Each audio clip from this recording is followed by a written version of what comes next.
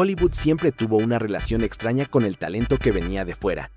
Lo convocaba con promesas luminosas, lo usaba con una precisión calculada, y luego, con la misma naturalidad con que había extendido la mano para recibirlo, la retiraba sin explicaciones que satisficieran a nadie. Y pocos grupos de artistas vivieron esa experiencia con mayor intensidad, mayor contradicción y mayor costo personal que las estrellas del cine de oro mexicano, que cruzaron la frontera norte en la cima de sus carreras, sedujeron a los estudios con su talento indiscutible y luego regresaron a México, algunos en silencio, otros con heridas que nunca mostraron públicamente, todos con una historia que la industria prefirió no contar.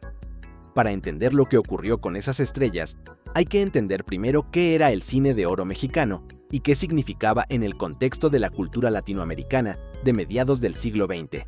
Entre los años 40 y los 60, México produjo una cinematografía que no tenía equivalente en el mundo de habla hispana. No era simplemente una industria floreciente, era una maquinaria cultural de alcance continental que definía los estilos, los arquetipos y las aspiraciones emocionales de decenas de millones de personas, desde el Río Bravo hasta la Patagonia. Sus actores no eran celebridades locales, eran figuras de dimensión mítica, cuyo rostro era reconocido en países donde nunca habían puesto un pie. Ese poder de irradiación cultural fue precisamente lo que atrajo la atención de Hollywood. Y los estudios estadounidenses miraban hacia el sur con un interés que combinaba el reconocimiento genuino del talento con el cálculo frío del mercado. América Latina representaba una audiencia masiva que Hollywood quería conquistar de manera más efectiva, y la manera más directa de hacerlo era incorporar a sus propias producciones los rostros que esa audiencia ya amaba. La lógica era impecable sobre el papel. La realidad resultó considerablemente más complicada. Dolores del Río fue la primera y en muchos sentidos la más extraordinaria de estas historias. Nacida en Durango en 1904, llegó a Hollywood en los años 20 con una belleza que los directores de fotografía de la época describían como un desafío técnico en el mejor sentido posible. Su rostro captaba la luz de maneras que la cámara registraba con una fidelidad casi perturbadora. Trabajó con directores de la talla de Raúl Walsh y King Vidor. Fue considerada una de las mujeres más hermosas del mundo por publicaciones que no hacían ese tipo de afirmaciones ligeramente, y construyó una carrera en el Hollywood del cine mudo y los primeros sonoros que cualquier actriz de cualquier nacionalidad habría envidiado. Y sin embargo, algo cambió. El Hollywood de los años 40 era un lugar donde las categorías raciales y nacionales tenían consecuencias muy concretas sobre qué papeles se ofrecían a qué actores. Dolores del Río, que había sido tratada como una exótica de lujo durante su primera etapa, comenzó a encontrar que los papeles disponibles para una mujer latina de su edad y su perfil se estrechaban de maneras que su talento no podía compensar. Los estudios no rechazaban su actuación, y rechazaban su identidad en un momento donde esa identidad ya no encajaba en las narrativas que Hollywood quería contar. Su regreso a México no fue una retirada, fue una decisión soberana de una mujer que eligió trabajar en un cine que la valoraba completamente, sobre permanecer en uno que la valoraba parcialmente. Lo que ocurrió con su carrera en México después de ese regreso es uno de los capítulos más extraordinarios de toda la historia del cine latinoamericano. Dolores del Río no llegó a México como una estrella disminuida buscando refugio. Llegó como una profesional en la cima de su oficio que eligió conscientemente el territorio donde quería ejercerlo. Sus colaboraciones con Emilio Fernández y con el fotógrafo Gabriel Figueroa produjeron algunas de las imágenes más hermosas de todo el cine de oro y obras que hoy están en los museos y en los libros de historia del cine mundial. Hollywood la había usado, México la completó. Pedro Armendáriz representa una historia diferente y en ciertos aspectos más dolorosa. Su físico imponente, su presencia magnética y su capacidad para proyectar una masculinidad que no necesitaba subrayarse para hacerse sentir, le abrieron puertas en Hollywood, que a muy pocos actores latinoamericanos de su generación se les abrieron con la misma amplitud. Trabajó con John Ford, uno de los directores más poderosos e influyentes de la historia del cine estadounidense, en una colaboración que Ford mismo describió en términos de admiración genuina y sin reservas. Pero la industria de Hollywood de aquella época tenía una manera específica de relacionarse con los actores latinoamericanos que no encajaban en el molde del villano exótico o del compañero pintoresco del protagonista anglosajón. Armendáriz era demasiado poderoso, demasiado central en su presencia para aceptar esos papeles sin que resultara evidente la reducción que implicaban. y los papeles protagónicos de verdadero peso para un actor con su perfil eran escasos en un Hollywood que todavía no había comenzado a cuestionar sus propias convenciones sobre quién podía ser el héroe de una historia. Su historia tuvo además una dimensión trágica que trascendió completamente la discusión sobre carreras y oportunidades perdidas. Pero esa parte de su historia, como las de todas las demás estrellas que examinaremos, forma parte de un tejido más amplio y más revelador que apenas estamos comenzando a desenredar. El caso de María Félix es, dentro de este grupo de estrellas que rozaron Hollywood y regresaron, el más fascinante desde una perspectiva psicológica, porque María Félix no fue rechazada por Hollywood. Hollywood la cortejó con una insistencia que pocos actores de cualquier nacionalidad han experimentado con la misma intensidad. Y ella, con una frialdad calculada que era en realidad una forma muy precisa de autoconocimiento, decidió que Hollywood no merecía lo que ella tenía para ofrecer. Los contactos entre María Félix y los grandes estudios estadounidenses comenzaron cuando su fama en México y en Europa ya era de una magnitud que los ejecutivos de Hollywood no podían ignorar. Columbia, o MGM, y otros estudios importantes le hicieron propuestas que en términos económicos superaban lo que cualquier producción mexicana o europea podía ofrecerle. Las condiciones materiales estaban sobre la mesa. Lo que nunca se resolvió satisfactoriamente fue algo más fundamental: el control sobre su propia imagen. María Félix había construido en el cine mexicano un arquetipo que era completamente suyo: la mujer indomable, poderosa, que no pedía permiso para existir en los términos que ella misma definía. Ese arquetipo había sido posible, en parte, porque los directores mexicanos con quienes trabajó, hombres como Emilio Fernández, que la admiraban con una devoción que influía directamente en sus decisiones creativas, le daban un espacio que Hollywood, y con su maquinaria de producción estandarizada y sus convenciones narrativas sobre cómo debían comportarse las mujeres en pantalla, simplemente no estaba preparado para ofrecer. Ella lo sabía, y esa conciencia, más que cualquier otro factor, determinó sus decisiones. Lo que resulta particularmente revelador es que María Félix desarrolló una carrera europea paralela a su trabajo en México, que demostró que su rechazo a Hollywood no era una limitación, sino una elección. Trabajó con directores franceses e italianos de primer nivel. Fue tratada en París con el tipo de reverencia intelectual que la cultura francesa reserva para quienes considera verdaderos fenómenos artísticos, y construyó una vida europea que le daba exactamente el tipo de libertad creativa y personal que Hollywood le habría negado. Su ausencia del cine estadounidense no es un capítulo de oportunidades perdidas, es un capítulo de dignidad preservada. Jorge Negrete tuvo con Hollywood una relación más breve y más específica que la de sus contemporáneos, pero no menos reveladora.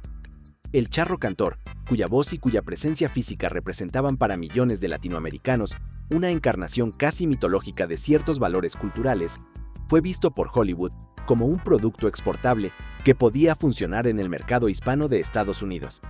Las producciones que se le ofrecieron tenían esa característica que define a los proyectos concebidos desde la condescendencia cultural. Estaban diseñadas para usar su imagen sin entender ni respetar lo que esa imagen significaba. A. Negrete tenía una conciencia muy clara de su valor y una impaciencia igualmente clara con cualquier propuesta que lo redujera a un elemento decorativo. Sus negociaciones con representantes de estudios estadounidenses terminaron invariablemente en el mismo punto. Los estudios querían su apariencia, su voz y su reconocimiento de marca entre las audiencias latinas, pero no estaban dispuestos a construir a su alrededor el tipo de vehículo narrativo que su talento requería. Esa brecha entre lo que se ofrecía y lo que se merecía nunca se cerró, y Negrete, que murió joven y en la cima de una fama que no necesitaba validación externa, nunca la necesitó cerrar. Cantinflas presenta un caso de naturaleza completamente diferente que merece un análisis propio. Mario Moreno había construido con su personaje del Pelado uno de los fenómenos cómicos más singulares de la historia del entretenimiento en cualquier idioma. Su humor, basado en una relación con el lenguaje que subvertía la lógica convencional del significado, era tan específicamente mexicano en sus referencias y en sus mecanismos que los especialistas en comunicación habían argumentado durante años que era intraducible en el sentido más literal de esa palabra. Hollywood lo intentó de todas formas. La producción de La Vuelta al Mundo en 80 días, en 1956, le dio a Cantinflas una plataforma internacional de una magnitud sin precedentes para un actor latinoamericano de su época. La película fue un éxito masivo. Su actuación recibió elogios de críticos que no habían visto nada de su trabajo previo en México. Y sin embargo, la continuidad que esa experiencia debería haber generado no ocurrió de la manera que los estudios esperaban. El problema no era el talento, era la especificidad. Cantinflas funcionaba con una perfección casi matemática dentro del universo cultural que había creado durante décadas en México. Fuera de ese universo, los mecanismos de su humor perdían precisión. No desaparecían completamente, pero se atenuaban de una manera que él mismo percibía con una incomodidad que sus colaboradores más cercanos describieron en términos de desorientación genuina.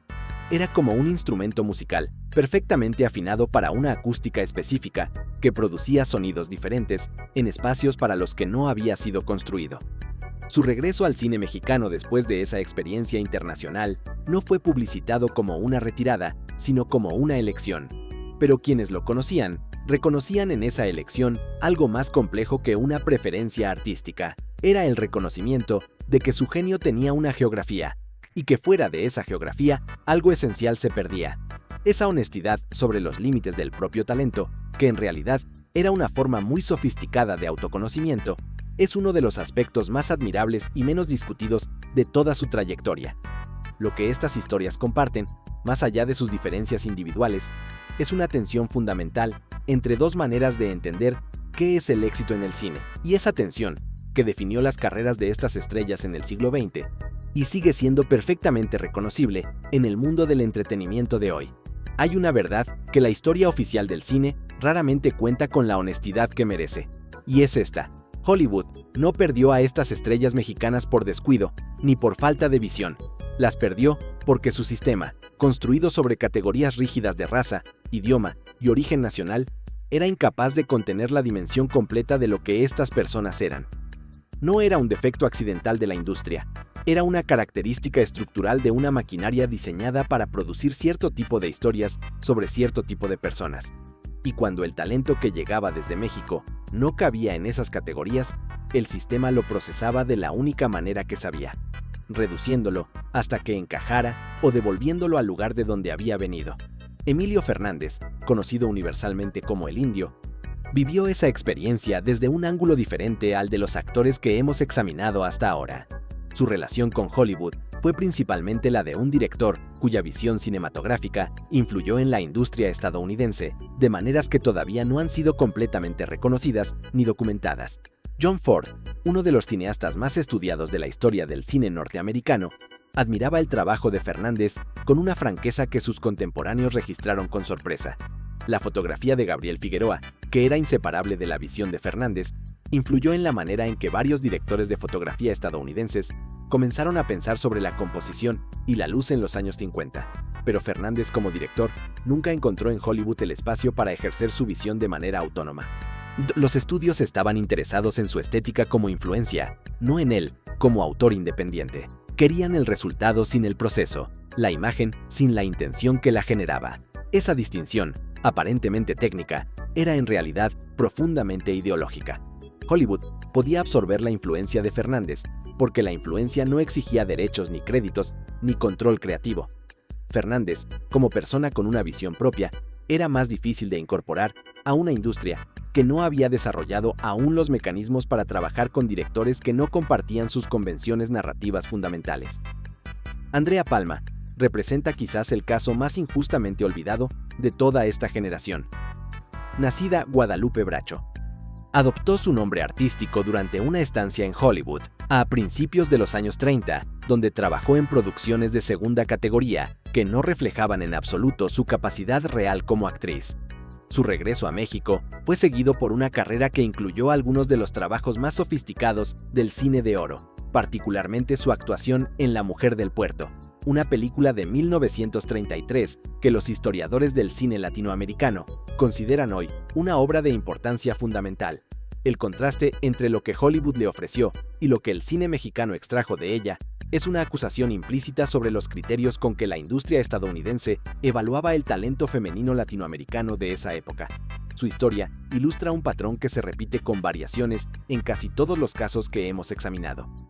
Hollywood veía en estas figuras un tipo específico de valor, generalmente asociado a su apariencia física o a su reconocimiento de marca entre audiencias latinas, sin percibir o sin querer percibir la profundidad artística que estaba detrás.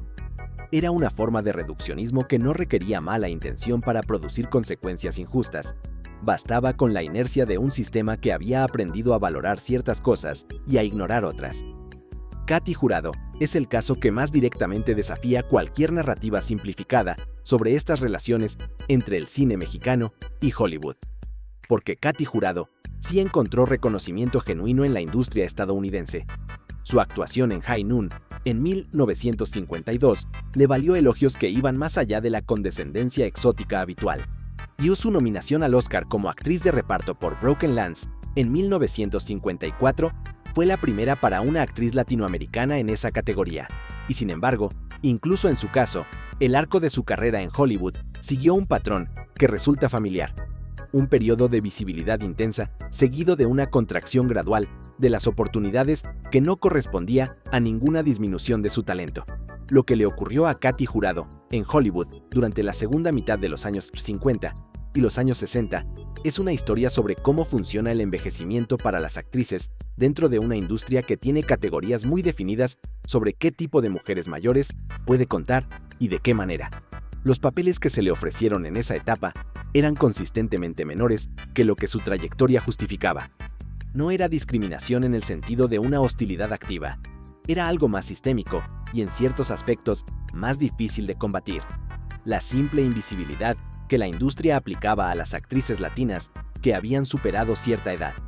Su regreso gradual a producciones mexicanas e internacionales durante esos años fue acompañado de una claridad sobre la industria estadounidense, que ella expresó en varias entrevistas con una directness que contrastaba con la diplomacia que la mayoría de sus contemporáneos preferían mantener en público.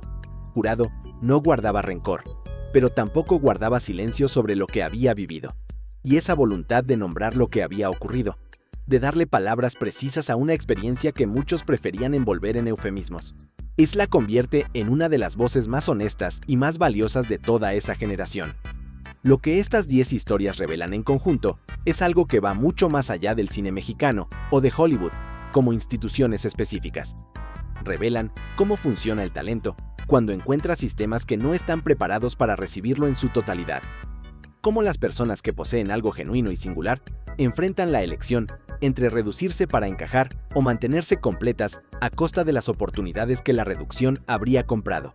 Y cómo esa elección, tomada en circunstancias muy concretas por personas muy específicas en décadas ya lejanas, sigue siendo perfectamente legible hoy, porque las tensiones que la generaron no han desaparecido, han cambiado de forma, pero siguen ahí. En cada conversación sobre representación, Hawk sobre identidad y sobre quién tiene derecho a contar qué historias en la pantalla más grande del mundo.